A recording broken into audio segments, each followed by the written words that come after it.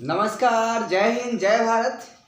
चले मेरे स्टूडेंट्स, जो भी आरसी सिंह चैनल से जुड़े हुए हैं उनका बहुत बहुत स्वागत है इस चैनल पर। आज हम आपको एमिनो एसिड के भौतिक गुण के बारे में और रासायनिक गुण के बारे में बताएंगे और बहुत इम्पॉर्टेंट है, क्योंकि यहाँ से जो छोटे छोटे आयंस और आते हैं, जैसे ज्यूटर आयन क्या है, पेप्टाइड बॉन्ड क्या है, इनके रिएक्शन क्या है, ये बहुत पूछते हैं, एक एक नंबर के, दो दो नंबर के, और आपके सिलेबस में है, इसलिए यहाँ पर ये इम्पोर्टेंट हो जाता है। तो आज हम सिर्फ आपके भौतिक गुण और रासायनिक गुण के बारे में चर्चा करेंगे, ठीक है। तो चलिए शुरू करते हैं बिना देरी किए हुए हम आपको शुरू करवाते हैं। तो चलिए पहले देखते हैं, पहले क्या हम लिखते हैं भौतिक गुण में, क्या लिखते हैं कि इनके गलनांक उच्च होते हैं। इनके जो गलनांक होते हैं ना, गलनांक वो बहुत ही ज़्यादा होते हैं। पहला पॉइंट क्या है, इनके गलनांक बहुत ही ज़्यादा होते हैं। तो यहाँ से हम पहला पॉइंट लिखेंगे, क्या लिखेंगे पहला पॉइंट कि इनके गलनांक बहुत उच्च होते हैं। इनके गलनांक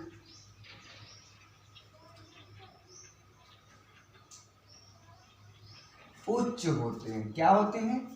उच्च होते हैं। इनके गलनांक उच्च होते हैं। और क्यों होते हैं? हाइड्रोजन बॉन्ड के कारण। इसको ध्यान रखिएगा, क्यों होते हैं? हाइड्रोजन बॉन्ड के कारण। यहां पर लिख सकते हैं आप, हाइड्रोजन बॉन्ड के कारण, हाइड्रोजन बंध के कारण। पहला चीज। दूसरा चीज इसमें जो आता है, ये जल में तो घुलनशील होते हैं। देखिए यहां से बहुत इंपॉर्टेंट चीज है, ये जल में तो घुलनशील होते हैं लेकिन कार्बनिक विलायकों में नहीं घुलते। नोट कीजिए यहां पर, ये जल में घुलनशील होते हैं, ये जल में घुलनशील होते हैं।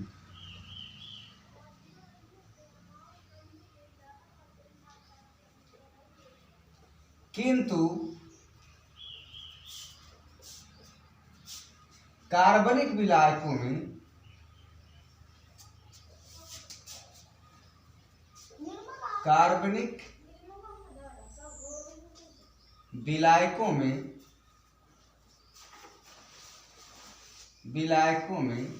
अविलेय होते हैं। क्या होते हैं? अविलेय या अघुलनशील। अविलेय।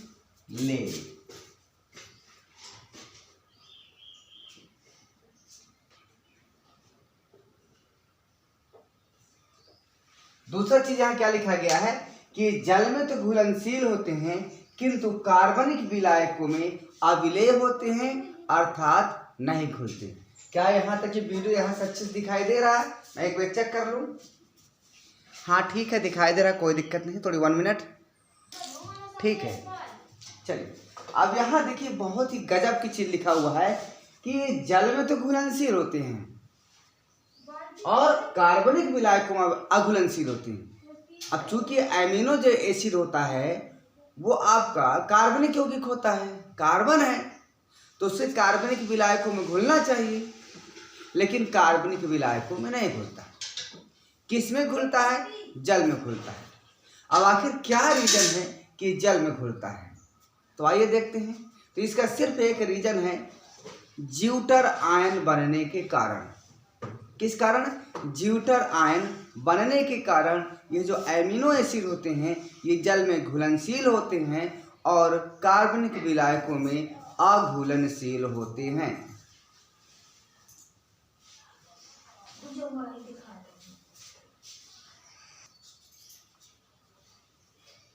चलिए, सॉरी थोड़ा सा डिस्टर्ब हुआ हल्का।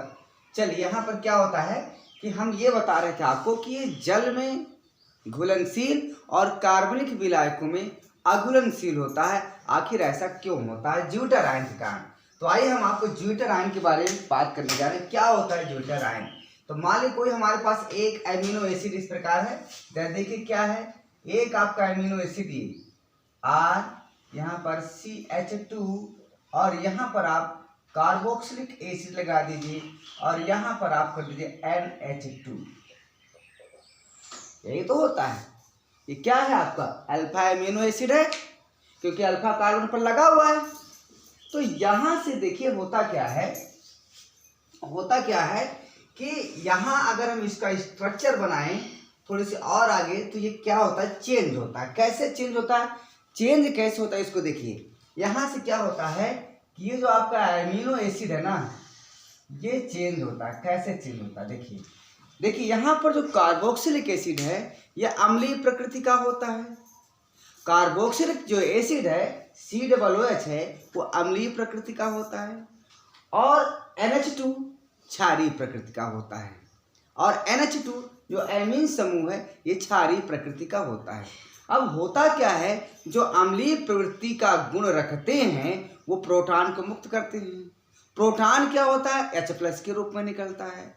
यानी जो अम्लीय समूह होते हैं वो एक प्रोटॉन का त्याग करते हैं और जो क्षारीय समूह होता है वो प्रोटॉनों को ग्रहण करते हैं।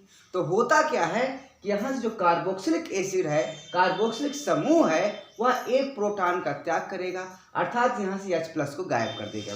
तो यहाँ से जब H+ गायब कर देगा तो यहाँ क्या बनेगा, इधर देखिए R इधर है, यहाँ CH2 है, यहाँ से COO और यहाँ -चार्ज लग जाएगा, क्योंकि जैसे यहाँ से हाइड्रोजन निकला, हाइड्रोजन किस रूप में निकलेगा, H+ के रूप में निकलेगा।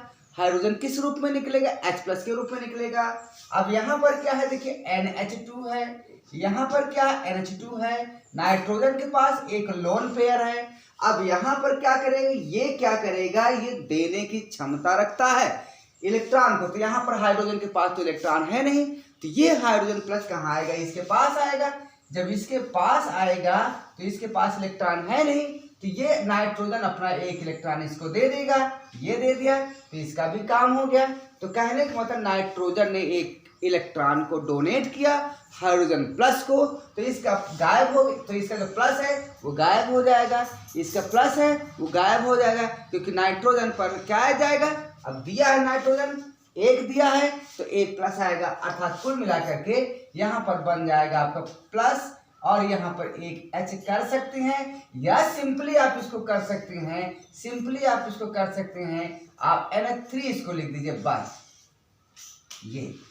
तो अब यहाँ से देखिए भाई, अभी तक आपने जितना भी आयन पढ़ा है, या तो कैटायन पढ़ा है या तो एनायन पढ़ा है, अर्थात या तो धन आयन पढ़ा है या तो ऋण आयन पढ़ा है। अगर या तो प्लस आवेश था या तो माइनस आवेश था, लेकिन यह एक ऐसा आयन है जिस पर दोनों आवेश है, एक माइनस आवेश है एक प्लस आवेश है। ठीक है, तो इसी यहाँ पर दो आयन एक साथ आ गए, इसलिए ऐसे आयन को हम क्या कहते हैं, ऐसे आयन को ज्विटर आयन कहते हैं। क्या कहते हैं, ज्विटर आयन कहते हैं। इसका नाम क्या हो गया, ज्विटर। यहाँ मैं लिख देता हूं ज्विटर आयन कहते हैं, या इसको आंतरिक लवण भी कहते हैं। क्या कहते हैं इसको, ज्विटर आयन के अतिरिक्त इसको हम आंतरिक लवण भी कहते हैं। बहुत ही इंपॉर्टेंट है, ध्यान रखिएगा, आंतरिक लवण भी कहते हैं इसको। एक नाम इसका और है द्विध्रुव आयन, एक नाम इसका और है द्विध्रुव आयन। क्या नाम इसका, द्विध्रुव आयन। तो मैं यहां लिख दे रहा हूं द्विध्रुव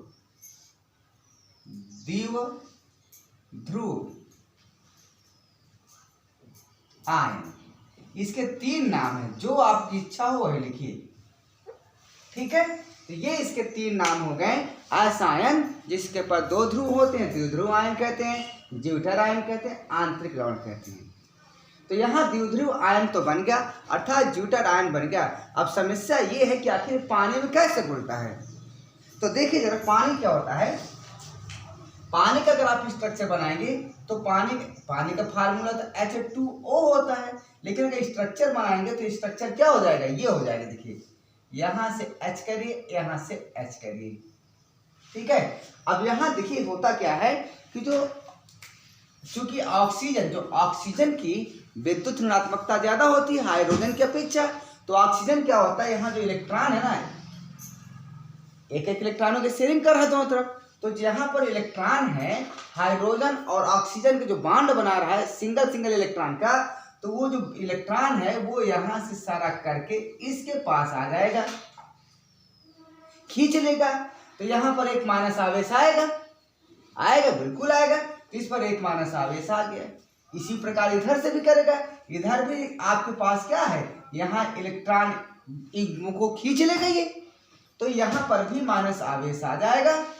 इसने दिया तो इस पर प्लस आवेश, ये दिया तो इस पर प्लस आवेश, अर्थात यहाँ पर डेल्टा डेल्टा डेल्टा डेल्टा, अर्थात ऑक्सीजन पर आंशिक 2 ऋण आवेश आ जाएंगे, ऑक्सीजन पर आंशिक 2 ऋण आवेश आ जाएंगे, और यहाँ हाइड्रोजनों पर क्या आ जाएगा, आंशिक प्लस आवेश। अर्थात कुल मिलाकर ये कैसे बन रहा है, ये ऐसे बना, पर ध्यान दीजिए, मैं इसको फिर से बना दे रहा हूँ। यहाँ पर हो गया आपका ऑक्सीजन, यहाँ पर हो गया आपका हाइड्रोजन, यहाँ पर आपका हाइड्रोजन, यहाँ पर आपका प्लस हो जाएगा, यहाँ पर प्लस हो जाएगा, यहाँ पर माइनस, यहाँ माइनस। तो यहाँ पर देखिए जो H2O का मॉलिक्यूल है ना, इस पर क्या है, 2 ऋण आवेश और H प्लस और H प्लस है, मतलब 2 ऋण आवेश 2 धन आवेश। तो यह खुद द्विध्रुव आयन है। H2O क्या है, खुद द्विध्रुव आयन है, और द्विध्रुव आयन के साथ संयोग करता है। यही रीजन है कि जो एमिनो एसिड होते हैं वो जल में घुलनशील होते हैं, किंतु कार्बनिक विलायकों में नहीं घुलते हैं, अर्थात अविलेय होते हैं। क्लियर? ये रही 2 पॉइंट की बात। ठीक है, चलिए अब देखिए यहाँ पर और इसकी क्या है, पॉइंट 3 और क्या गुण है। ये तो पहला पॉइंट हो गया, ये दूसरा पॉइंट हो गया। तीसरा पॉइंट देखिए क्या है, तीसरा पॉइंट क्या है, ग्लाइसिन को छोड़कर, जितने भी मैं यहां लिख दूं, ग्लाइसिन को छोड़कर, ग्लाइसिन को छोड़कर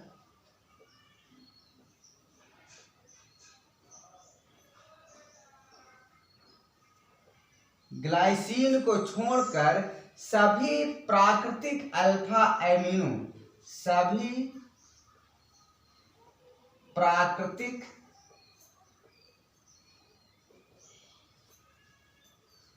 alpha amino acid, alpha amino acid chiral प्रकृति के होते हैं। किरैल प्रकृति के, मैं इसको थोड़ा सा हेड कर दूं क्योंकि ये पूछ सकते हैं ना यहाँ पर, तो मैं किरैल रेड पेन से लिखे दे रहा हूं।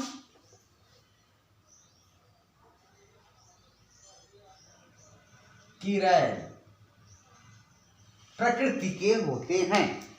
अरे यार, किरैल प्रकृति के होते हैं।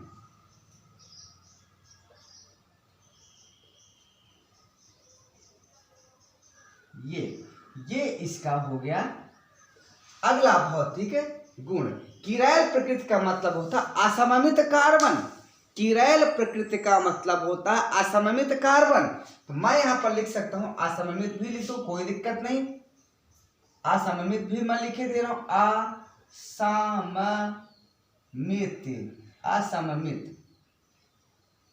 असममित प्रकृति के क्या होते हैं, असममित प्रकृति के होते हैं। यहाँ देखिए ये ज्यूटाराइन इंपॉर्टेंट है, यहाँ किरैल क्या है, किरैल के बारे में भी जानिए। ठीक है, तो एक बात सुन लीजिए, मैं कुछ लिखे दे रहा हूं आपको सूत्र। पहले तो ग्लाइसिन को, पहले आप किरैल होता क्या है इसको जान लीजिए। किरैल होता क्या है इसको आप जान लीजिए। तो मान लीजिए हमारे पास एक, आपके पास कोई है, अब जो भी हो उसको आप ध्यान से देख लीजिए। यहाँ से क्या होता है, मान लीजिए एक हमारे पास है NH2, यहाँ पर C कर दो, यहाँ पर आप H कर दीजिए, और यहाँ पर आप COO कर दीजिए, और यहाँ पर H कर दीजिए, और यहाँ पर आप कर देंगे, कुछ भी कर दीजिए जो आपकी इच्छा हो, जो आपकी इच्छा हो कर दीजिए। ठीक है, तो एक काम करिए, आप इसको यहाँ से उठा करके यहाँ कर दीजिए, तो ये 3 हो जाएगा, यहाँ पर प्लस आ जाएगा, यहाँ पर माइनस आ जाएगा। क्लियर है, बिल्कुल हो जाएगा। अब देखिए जो कार्बन सेंटर पर है इस कार्बन के चारों तरफ जो ग्रुप लगा हुआ है, इस कार्बन के जो चारों तरफ ग्रुप लगा हुआ है वो सब अलग अलग है।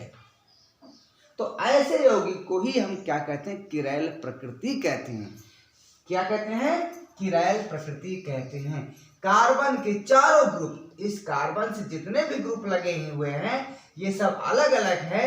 इसका मतलब है क्या है, ये किरैल प्रकृति दर्शाता है, केवल ग्लाइसिन को छोड़ करके, केवल ग्लाइसिन को छोड़ करके। ग्लाइसिन में ऐसा नहीं होता है। अब ग्लाइसिन होता क्या है, जरा ग्लाइसिन का स्ट्रक्चर देख लीजिए क्या होता है।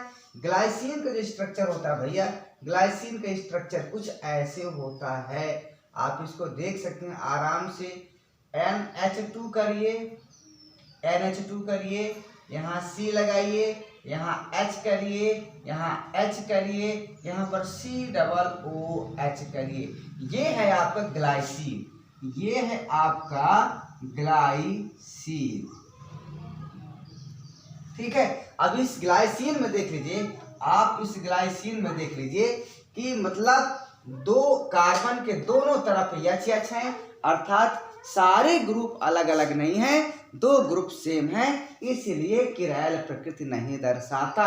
यही है आपका ग्लाइसिन। कुछ और एग्जाम्पल आप देख लीजिए। एक एलेनिन होता है, क्या होता है, एलेनिन होता है। एलेनिन क्या होता है, NH2, यहाँ से NH2 करिए, यहाँ पर आप C करिए और यहाँ पर आप CH3 कर दिए, CH3, यहाँ पर आप क्या करेंगे, COOH करिए और यहाँ पर आप कर दीजिए H। इसको कहते हैं एलेनिन। क्या कहते हैं, एलेनिन, एलेनिन, ये आपका एलेनिन है। ठीक है, एलेनिन। और कुछ अगर आप देखना चाहते हो, देखिए वायलिन देख लीजिए। वायलिन क्या होता है, वायलिन को हम ऐसे लिखेंगे, 1 मिनट। यहाँ NH3 करिए, यहाँ प्लस करिए, यहाँ सेंटर पर कार्बन लगाइए, क्या लगाएंगे, यहाँ पर कार्बन लगा दीजिए और कार्बन के बाद CH जोड़ दीजिए, यहाँ पर आप COO कर दीजिए, क्योंकि यहाँ पर यहाँ का H प्लस यहाँ आ गया है। और इसके बाद आप क्या करेंगे, यहाँ CH करिए, क्या करेंगे, CH करेंगे। CH के बाद यहाँ से 1 2 तो हो गया, 2 बार अभी और जरूरत पड़ेगी, तो यहाँ पर आप क्या करेंगे, CH3 करिए, यहाँ पर आप CH3 करिए। यही आपका क्या है, वायलिन। क्या ये, वायलिन, ये वायलिन हो गया, ये तो वायलिन हो गया। ठीक है। अब अगर ल्यूसिन का आप देखना चाहते हैं तो ल्यूसिन का भी फिगर बना लीजिए। जगह नहीं यहाँ पर, क्या नीचे तक दिखाई दे रहा है, 1 मिनट। यस, मैं, हाँ ठीक है, बस नीचे, इससे नीचे नहीं जाएंगे, इससे नीचे नहीं जाना है, नहीं तो रिस्क है भैया फिर।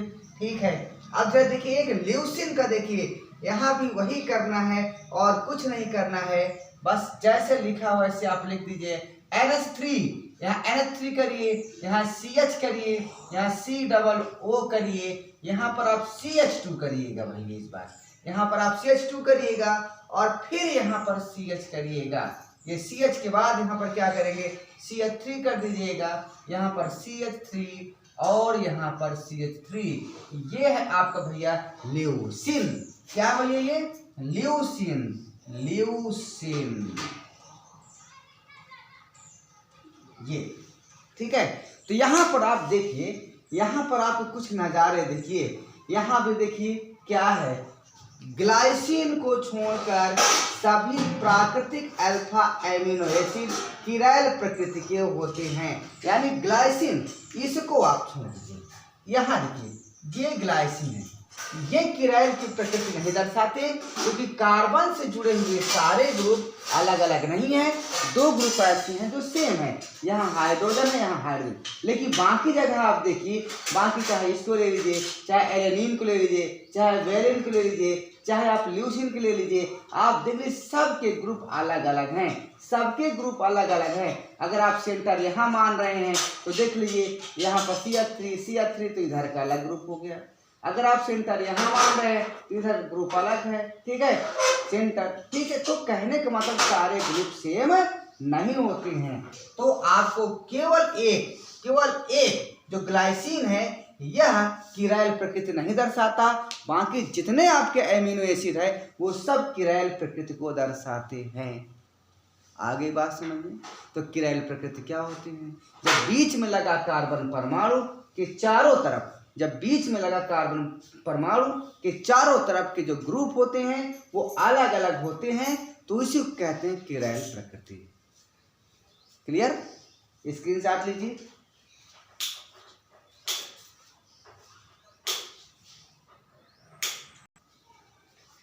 चलिए अब फटाफट आइए। तो ये हो गया भैया इसके कुछ इंपॉर्टेंट चीजें, जहाँ ज्यूटालाइन इंपॉर्टेंट है, किरैल इंपॉर्टेंट है। अब हम आपको बताने जा रहे हैं रासायनिक गुण। क्या? रासायनिक गुण। तो रासायनिक गुण बहुत इंपॉर्टेंट है, इसको ध्यान रखिएगा। रासायनिक गुण क्या है इसको देखिए। सबसे पहले हम यहाँ से शुरुआत करते हैं, हेडिंग लिखते हैं रासायनिक गुण। ऊपर ही लिख देते हैं यार, क्या दिक्कत है यार, ऊपर लिख देते हैं, जगह हमारे पास बचा रहे, नहीं तो जगह कहाँ पाएंगे, क्योंकि तो ब्लैक बोर्ड हम खुद ही छोटे हैं, ब्लैक बोर्ड भी छोटा है, क्या करें। तो यहाँ से रासायनिक गुण सब यही लिखते हैं, रासायनिक गुण।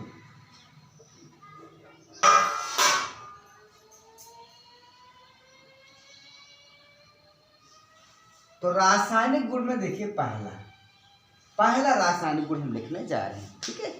आराम से देखिए, जल्दीबाजी नहीं।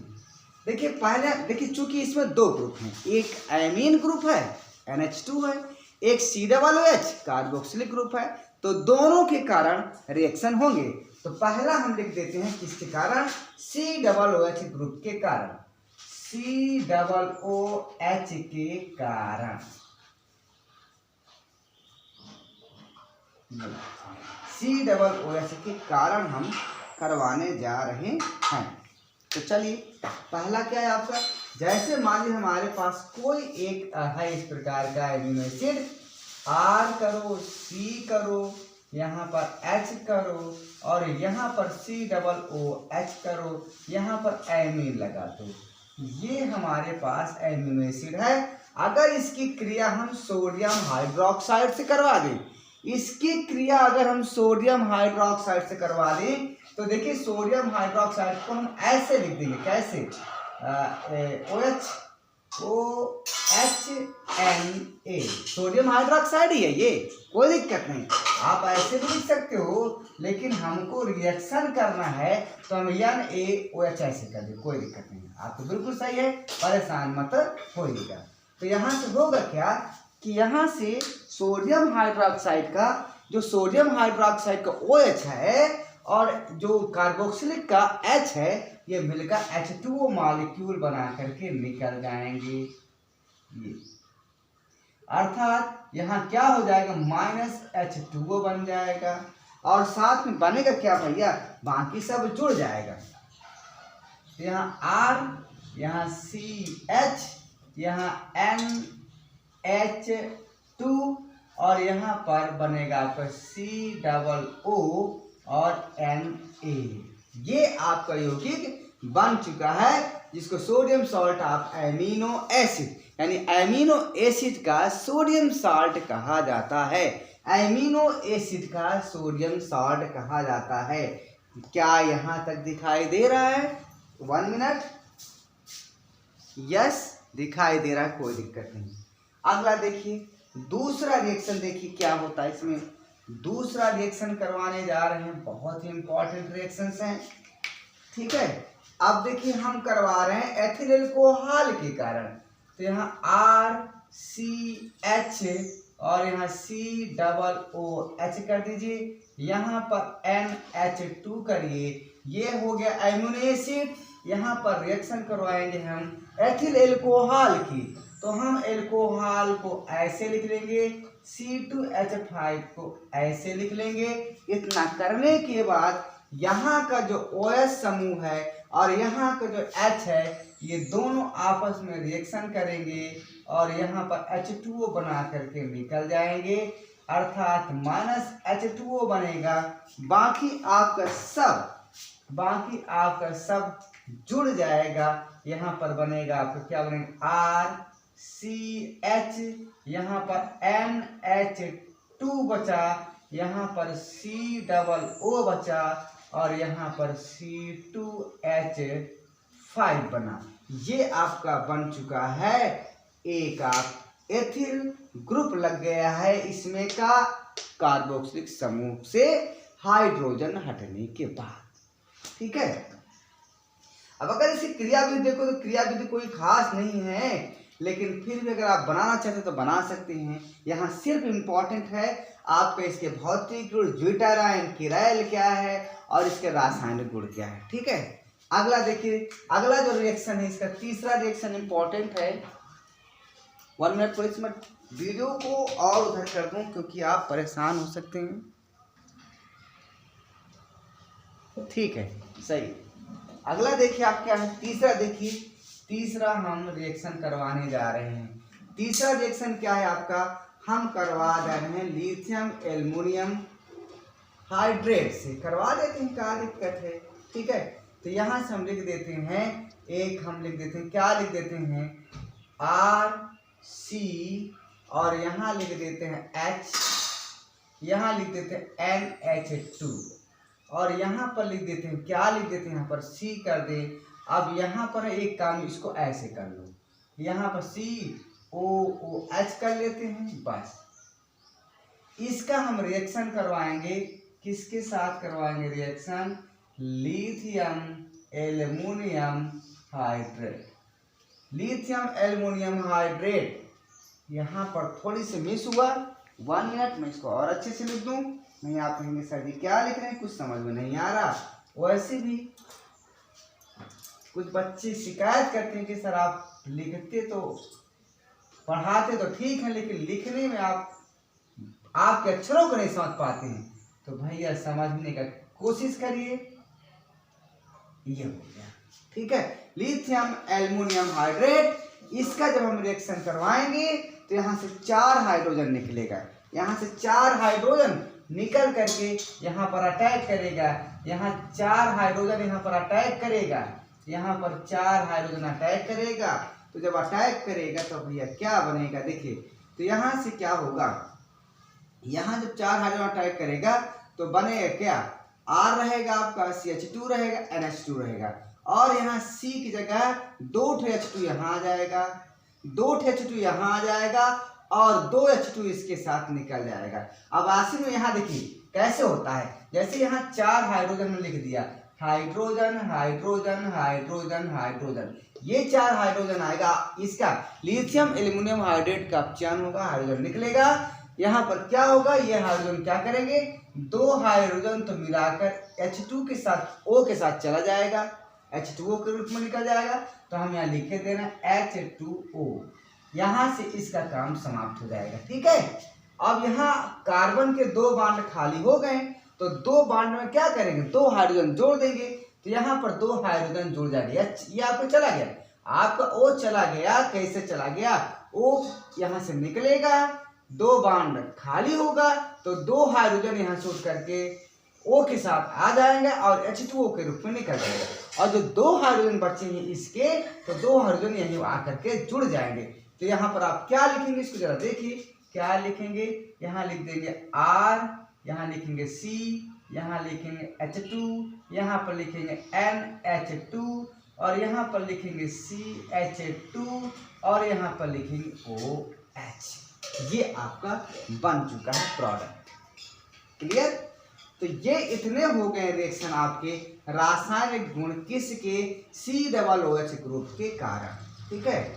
अब देखिए आगे आप क्या देखना चाहते हैं, NH2 के द्वारा, यानी एमीन समूह के द्वारा। तो यहाँ देखिए NH2 समूह के कारण, NH2 समूह के कारण, तो अब यहाँ से NH2 समूह को हमको डायरेक्ट, अब यहाँ COOH था इधर लिखते थे, अब NH2 को उधर लिखेंगे। तो चलिए हम लिखते हैं और क्रिया करवा देते हैं नाइट्रस अम्ल के साथ पहला रिएक्शन। ठीक है। यहाँ थोड़ा ध्यान रखिएगा, यहाँ मैं पटरी से खींच दूं, नहीं आप परेशान हो सकते हैं।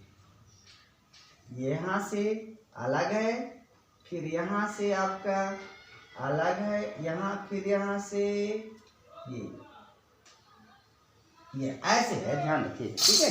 तो अब हम एक लिखते हैं आपका अमीनो एसिड, और उस अमीनो एसिड को हम यहाँ पर लिखते हैं तो R लिख देते हैं, फिर CH लिख देते हैं। अब हम क्या करेंगे, इधर हमको NH2 ग्रुप रखना पड़ेगा और यहाँ पर COOH करेंगे। आखिर ऐसा क्यों इधर कर दिया NH2 को, क्योंकि रिएक्शन करवाना है NH2 के कारण, इसलिए हमने इधर NH2 को लिख दिया। अब हम रिएक्शन करवाएंगे, किसके साथ करवाएंगे, HNO2 नाइट्रस अम्ल के साथ इसका रिएक्शन करवाने जा रहे हैं। तो एक बात ध्यान दीजिए भाई, यहाँ ध्यान देने वाली बात है, अगर आपने ध्यान दे दिया तो ठीक है और नहीं ध्यान दिया तो कोई बात नहीं, ठीक है। तो यहाँ से देखिए जो आपका नाइट्रस अम्ल है, इस नाइट्रस अम्ल को हम क्या लिख सकते हैं, OH लिख सकते हैं, N लिख सकते हैं और क्या लिख सकते हैं, O। यही तो है जो नाइट्रस अम्ल है आपका HNO2, यही तो है। तो यहाँ पर क्या करेंगे, जो यहाँ पर नाइट्रोजन है, इस नाइट्रोजन को उठा करके रखो इसके पास, ठीक है। मैं तो इसको और बड़ा लिखता हूँ हल्का सा, NH2 को और आगे कर दो, H2 को और आगे कर दूंगा, देखते ये, ठीक है। तो यहाँ से क्या करेंगे, जो आपका रिएक्शन है HNO2, इसको हम लिख सकते हैं HOH M और O, ऐसे लिख सकते हैं। तो होगा क्या कि कुछ जगह ये जुड़ेगा, कुछ जगह ये जुड़ेगा, कुछ जगह ये जुड़ेगा, ठीक है। तो हम क्या करेंगे, नाइट्रोजन को नाइट्रोजन से जोड़ देंगे, नाइट्रोजन को नाइट्रोजन से जोड़ देंगे, O को इससे जोड़ देंगे, यानी हम अपनी सुविधा के लिए ऐसे लिख रहे हैं ये, ठीक है। O को हम जोड़ देंगे H2 से, तो H2O बन जाएगा, क्या बन जाएगा, H2O बन जाएगा। N को हम जोड़ देंगे N से, यानी नाइट्रोजन बन जाएगा। अब बचा है आपका OH, तो OH को यहाँ पर उठा करके जोड़ देंगे। तो जब OH को यहाँ उठा करके जोड़ देंगे तो क्या बन जाएगा भैया, R बनेगा, CH बनेगा, यहाँ पर COOH बनेगा और यहाँ पर बनेगा आपको भैया OH। क्या बनेगा, OH। क्या बैलेंसी करेक्ट है, आप बैलेंसी देख लीजिए, बिल्कुल सही है, कोई प्रॉब्लम नहीं है। तो इस प्रकार आप रिएक्शन करवाएंगे कि नाइट्रस अम्ल के साथ अमीनो एसिड की रिएक्शन हो रहा है। क्लियर, अब मैं इसको मिटा दूं, चलो। तो ये पहला हो गया। अब दूसरा रिएक्शन एक और हम करवा दे रहे हैं, किससे करवा दे भाई, बताओ, जैसा आपकी इच्छा उस तरह करवाएं। चलो हम फिर लिखते हैं, इसी को लिख देते हैं, है ना। तो चलो इसको लिखते हैं, क्या लिखें, RCH, यहाँ NH2 करो, यहाँ पर COOH करो, ये हो गया। देखिए वीडियो लॉन्ग हो ही जाते हैं, क्योंकि ऐसे सवालों को समझाने में थोड़ा टाइम लगता है, और अगर हम वही बड़ा बड़ा बता दें तो फिर समझने में मज़ा नहीं आता। आप पढ़िए, डीपली पढ़िए, किसी चीज़ को धैर्य धारण करके पढ़िए। अगर आपको बहुत जल्दी हो तो आप जा सकते हैं, चैनल को क्लोज कर सकते हैं, कोई दिक्कत नहीं, लेकिन हम तो ऐसे ही पढ़ाएंगे भाई, ठीक है। हम ऐसे ही पढ़ाएंगे और ऐसे ही पढ़ाते रहेंगे, ठीक है। तो चलिए यहाँ पर होगा क्या, ये जो RCHNH2 है, RCHNH2 है और यहाँ पर COOH में लगा दिया है, इसका रिएक्शन फॉर्मेल्डिहाइड से करवाना चाहते हैं। किससे करवाना चाहते हैं, फॉर्मेल्डिहाइड। तो फॉर्मेल्डिहाइड का फार्मूला क्या होता है, HCHO, यही तो फॉर्मेल्डिहाइड होता है ना। फॉर्मेल्डिहाइड मेथेनॉल है, कक्षा 12 के कोर्स में याद रखना। अब यहाँ से क्या होता है, अब एक चीज और जानिए आप, ये जो फॉर्मेल्डिहाइड है, इस फॉर्मेल्डिहाइड को क्या मैं ऐसे नहीं लिख सकता हूँ, क्या मैं ऐसे नहीं लिख सकता हूँ, CH2 और इसको हम लिख देंगे O। क्या ऐसे नहीं लिख सकते हैं, फॉर्मेल्डिहाइड को ऐसे भी तो लिख सकते हैं, क्या दिक्कत है। जब ऐसे लिख देंगे तो एक बात करिए आप, ये जो CH2 है, जो CH2 है, इस नाइट्रोजन के पास जुड़ जाएगा, इस नाइट्रोजन के पास जुड़ जाएगा, और आपका जो ये वाला है, यहाँ से देखिए, ध्यान दीजिएगा, जो ये हाइड्रोजन है, ये जो हाइड्रोजन है ये उठ करके ऑक्सीजन के साथ जुड़ेगा, ये ठीक है। किसके साथ जुड़ेगा? ऑक्सीजन के साथ। तो जब ऑक्सीजन के साथ जुड़ेगा, अरे सॉरी हाइड्रोजन, हाँ ठीक है, यहाँ पर बनेगा आपका, क्या बनेगा, ये बनेगा आपका H2O। क्या बनेगा? H2O बनेगा।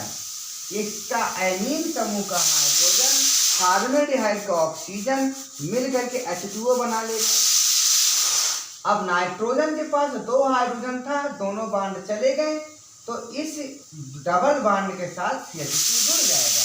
अर्थात यहाँ पर बनेगा आपका भैया R बनेगा, CH बनेगा, यहाँ पर COOH रहेगा, और यहाँ पर आपको क्या नाइट्रोजन है, नाइट्रोजन के साथ डबल बांड बना करके CH2 जुड़ जाएगा।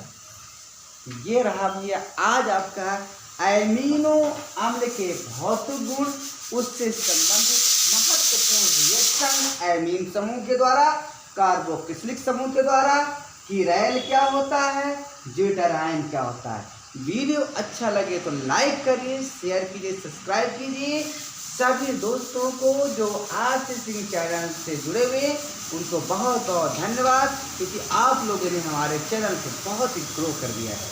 नमस्कार, जय हिंद, जय भारत।